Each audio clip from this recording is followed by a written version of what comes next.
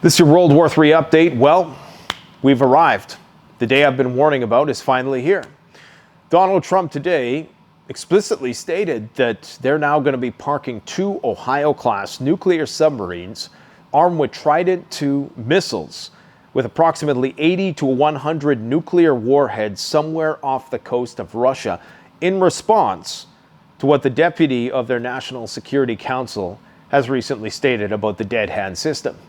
Now, we're going to analyze this and try to dissect this and try to figure out exactly what is going on. But I just want to remind people, and this is why you come to this channel, and this is why we've been heavily shadow banned, okay? Because we tell the truth. I've been telling you that this continuity of agenda was going to happen regardless of who won the election. In fact, I talked about the decapitation strike hypothesis before anybody I knew about, long time ago, 18 months to maybe 2 years ago, when I first brought that up. And this is what the Russians are concerned about right now. I have the analytics and the data to show how this channel is being, and my other channel, Canadian Prepper, is being shadow banned. I'm going to do a specific video on that. I've been in touch with YouTube to try to decipher what the problem is. But anyways, I just want for people to imagine for a second that this happened 8 months ago. And on Joe Biden's watch, and this same statement came from Joe Biden's lips, we're parking 2 nuclear submarines armed with 80 to 100 nuclear missiles somewhere off the coast of Russia. Alex Jones would be losing his mind. InfoWars would be live 24/7. All the grifters would be coming out of the woodwork. All the demagogues who are trying to get Trump elected because they want a political pardon or for whatever, selfish reasons, just to make money or whatever. And could you imagine the panic that there would be had that happen? And look at the response today. Nothing. We are closer to the brink of nuclear war than we ever have been in history. Much closer than we were under Biden, and that's not a endorsement of Biden whatsoever. It's just the fact that I recognize that this is a continuity of agenda. And when the president gets in the driver's seat, he realizes this thing's on autopilot, essentially. And effectively now we have Lindsey Graham running the government, okay? So here's what Donald Trump said specifically today. And keep in mind the broader context, the timeline. Remember the timeline, because the message itself is somewhat irrelevant and redundant. Because these submarines are meant to be stealth. They have ranges of 7,500 kilometers, the missiles on them. So him saying that they're there is kind of a moot point. And really this is being chalked up to strategic signaling. But it very well could be actual aggressive posturing. Regardless, it increases the miscalculation risk significantly. We really have to ask ourselves, why the acceleration in the timelines? Why did they bring the ultimatum down from September to August 8th? And why suddenly are we talking about nuclear submarines? In response to statements made by Medvedev, which, as I'm going to talk about in a moment, were not threats to do a first strike. They were just saying that if you decide to take out our leadership, if you try to do what you did to the Ayatollah to us, then we can launch all our nuclear missiles because we have this dead man switch perimeter system. Okay, so here's what Trump said. Based on the highly provocative statements of the former president of Russia, Dmitry Medvedev, who is now the deputy chairman of the Security Council of the Russian Federation, I have ordered 2 nuclear submarines to be positioned in the appropriate regions. In the appropriate regions. So Russia is a big place. It's surrounded by multiple bodies of water.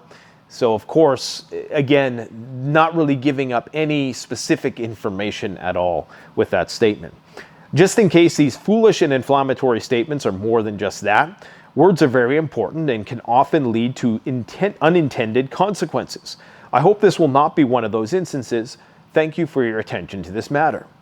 Now, interestingly, this was not in all caps, okay? So I don't even know who writes these things. I don't think Trump writes all of these Truth Social posts. I just can't see him having the time to do this, considering that some of the time that he's supposed to be posting, he's actually live or was just live or is sleeping, you know what I mean? So it's hard to say what's going on here with this media campaign that's behind this. But it was Medvedev who was responding initially to a Trump statement that was very provocative. And the dead hand system, and this is the most important thing, the US is posturing for a first strike. The only reason why you would want, not the only reason, but when you take as a whole how they're pre-positioning the F-35s, and they could have rapid deployment of nuclear weapons, tactical nukes to a variety of different regions, stealth bomber that they just recently tested in Iran. Maybe that was just a test, see how much they could penetrate using conventional ordnance, should they have to use, and then that would guarantee that something nuclear would, they would be able to have more specific data on the actual damage that a nuclear weapon could be done. So this stealth bomber raid could have just been practice for bombing, Russian deep underground bunkers at some point. All the assets are forward deployed at this point. Not all, but NATO is positioning for a first strike. Russia's dead hand comments are purely retaliatory. So the Russians are saying that with this dead man switch, the dead hand system, which effectively is a system by which ensures that the message, even if all of the primary means of command and control and the leadership themselves are taken out, this is the one last thing that guarantees, and there's a variety of mechanisms in which it's employed. I'm not an expert on it, but essentially it guarantees that the signal is going to get to the submarines, to the rolling platforms, the aviational leg of the nuclear triad, that everybody's going to get the signal to fire all the missiles if all the command and control and the leadership is taken out. So they're talking about retaliation. They're not talking about going on the offensive. So when Trump says that we're parking nuclear submarines in the appropriate places, which of course would have to be in striking distance of Moscow, presumably 7,500 kilometers, which is, a fair distance. You can be, on the other side of the UK and still be within range of Moscow if you're talking about those ranges. But this is a offensive. This is prepping for an offensive, not for a defensive. And the Russians have to be looking at everything that has happened recently with attacks on their nuclear radars, Operation Spiderweb. The list goes on and on and on. Deep strikes, the promise of long-range weaponry. They have to know that they're getting oiled up for a massive decapitation strike. Okay? So this is why Dmitry Medvedev made those comments. And they were purely based on a system that is solely for the purpose of retaliation, not for a first strike, which NATO is getting ready to do. So Trump saying that he needs to keep people safe by parking nuclear weapons outside a country that has more nuclear weapons than us is, if you believe that, then I don't know what to say. Anyways, Russia is trying to mirror and establish nuclear parity, whereas the United States is trying to sort of stay on the offensive with all of this.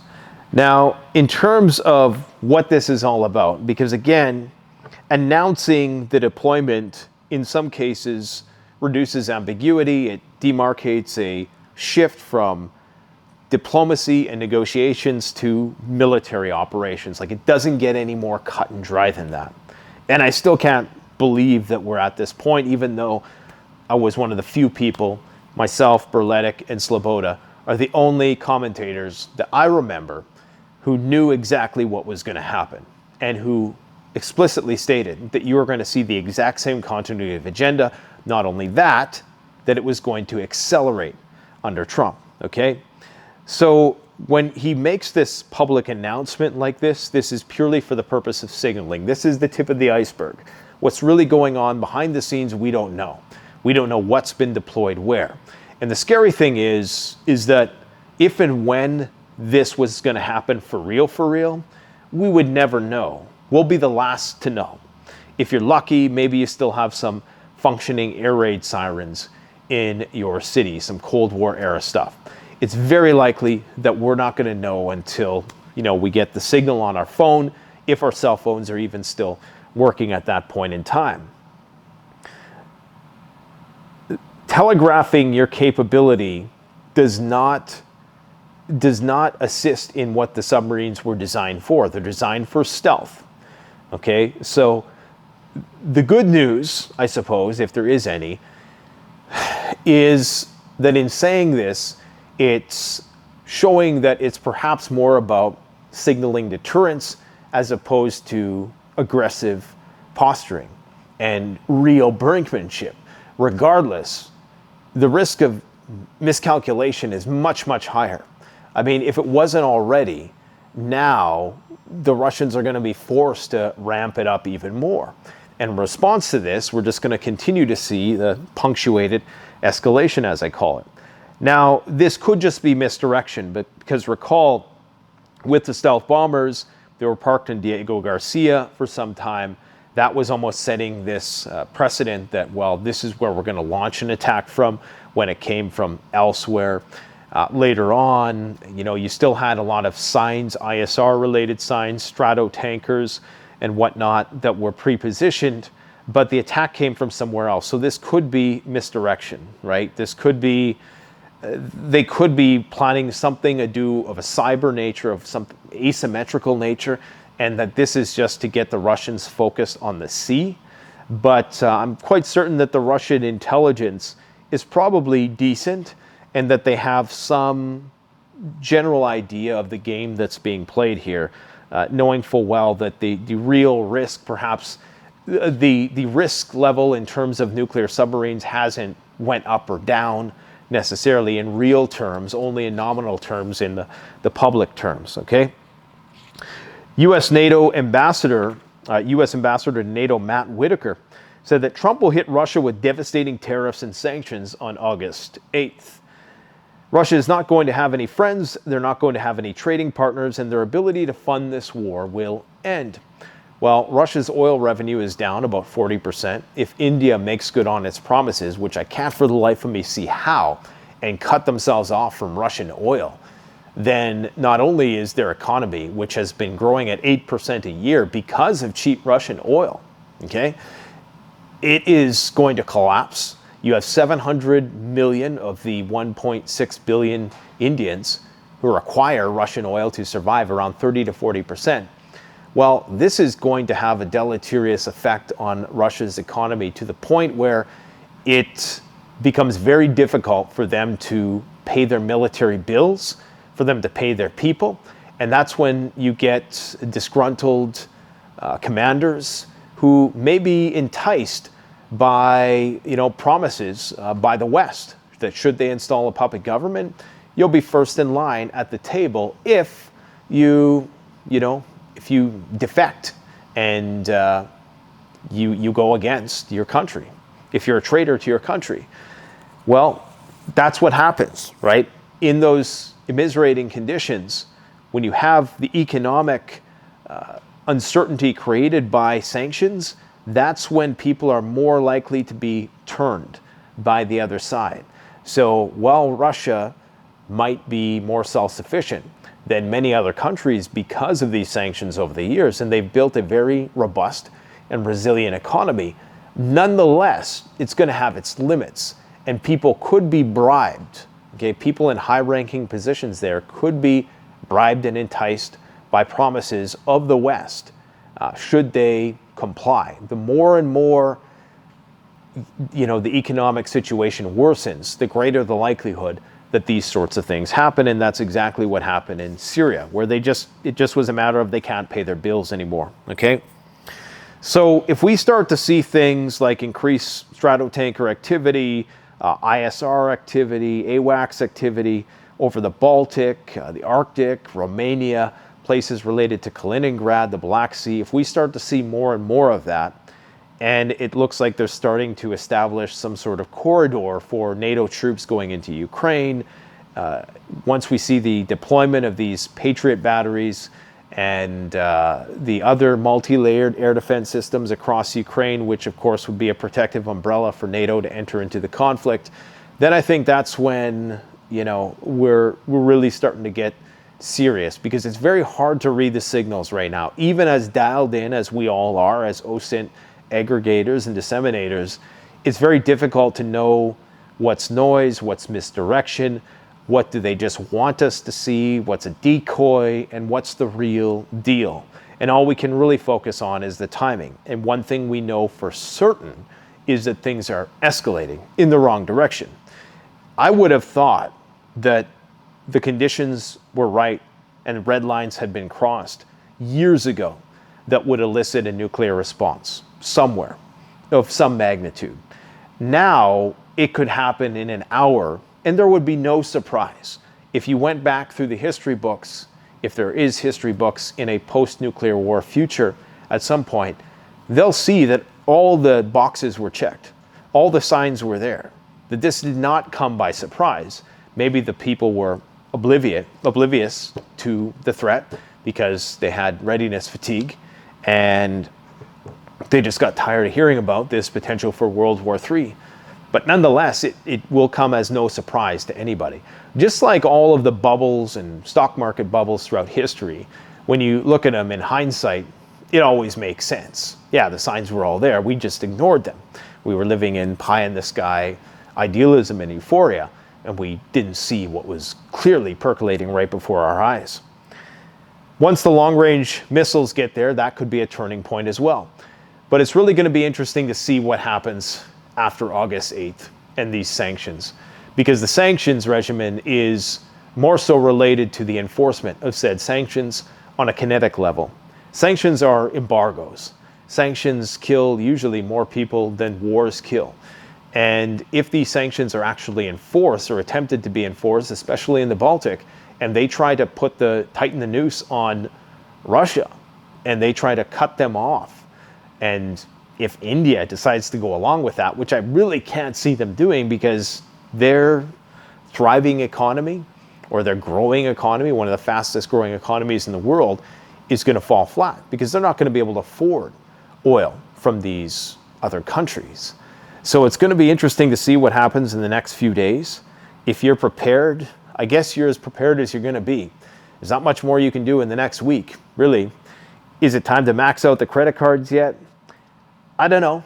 I wouldn't necessarily say that. I would never tell anybody to do that. That's not the kind of financial advice I want to be giving.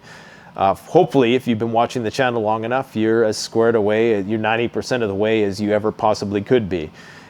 Is it too late to buy land and do stuff if something pops off in the next week? Obviously, but you can still maybe, go on Google Earth and try to have some sort of getaway plan and just make sure that you have an evacuation plan, because the president just said that he's parking nuclear submarines armed with hundreds of nuclear warheads within striking distance of Russian targets. Now, again, it's all moot. It's something which is basically redundant information in terms of military speak, because that's always the case. But the fact that now the public messaging, people are comfortable with that level of escalation. Could you imagine if Trump came out after Inauguration Day and said, okay, I'm parking nuclear submarines outside of Russia? You needed this stepwise progression so that people were desensitized to the whole thing. Here we are. One more point worth considering, that even revealing vague deployments, whether it's near Russia, regions like the Arctic Ocean, the Bering Sea, this could prompt Russia to intensify their anti-submarine warfare efforts. They could deploy more sonar arrays, aircraft, and their own subs to hunt them down. Now, this could be part of the misdirection in order to tie up more Russian resources to take attention away from the front. Again, to focus more of their efforts on the sea and take it away from the front. But it's hard to say at this point in time.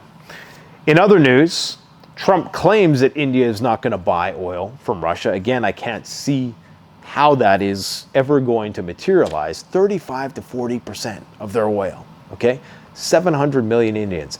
Nobody can fill that gap at this point in time, not without the price of oil spiking significantly. Unless they start to drain the strategic oil reserves of the world, it's not going to happen. Ukraine, at the time of this video, is attacking the Crimean Bridge. Vladimir Putin claims that there's mass production of Orezhnik missiles. He is in Belarus today, meeting with Lukashenko, talking about strategic arrangements and security threats within the region. This, of course, right after he met with Kim Jong-un. I believe. And was he in North Korea recently, or was a high-ranking North Korean official here? I can't remember exactly what the situation was, but we also have a meeting with Xi Jinping. So something big is brewing here. And it probably doesn't have anything to do with these nuclear submarines per se. That is just getting the public acquainted with what's about to happen. I can tell, though, with Trump's body language that he's nervous about this, as you should be. You don't want somebody not nervous when it comes to potentially talking about something that could kill billions of people. So that's basically what we got today, folks. I hope things improve over the weekend, but it doesn't look like that's going to happen. And just keep your eyes open and stay prepped, stay ready. There's still time to prep. And don't do anything too crazy or hasty. Is it not a bad idea to... It's never a bad idea to top off the preps if you have the means to do so, or to just allocate a bit more time in the day learning about things that might help you in a survival situation. But it's not a time to panic. It never is if you're a prepper. We do all our panic before SHTF, so we don't panic after SHTF. Remember, everybody's going to panic. It's just whether you do it before or after disaster strikes. Thanks for watching. Canadian Prepper out.